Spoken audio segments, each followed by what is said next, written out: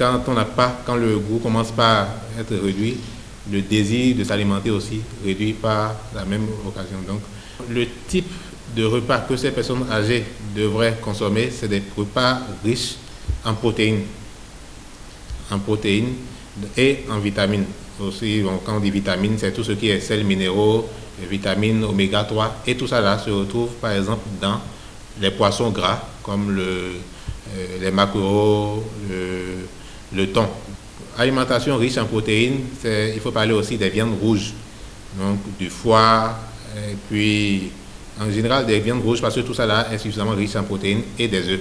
Bon, il faut dire aussi qu'au troisième âge, il y a bon nombre de pathologies qui s'installent. Donc, vous n'allez pas prendre une personne âgée qui souffre à la fois de diabète et d'hypertension artérielle et lui conseiller de consommer beaucoup de graisse et tout. C'est assez délicat à aborder.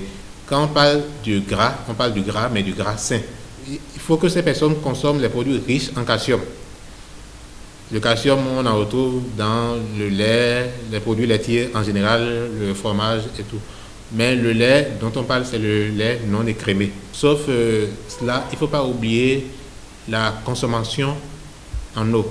La sensation de soif chez les personnes du troisième âge a tendance à être réduite. Donc, c'est des personnes qui ne ressentent pas très vite la soif. Et donc, du coup, sont sujets à faire des déshydratations de façon inopinée. Donc, du coup, c'est des gens qui ne doivent pas attendre d'avoir soif avant de boire. Donc, ils doivent boire de façon permanente sur la journée pour s'hydrater suffisamment.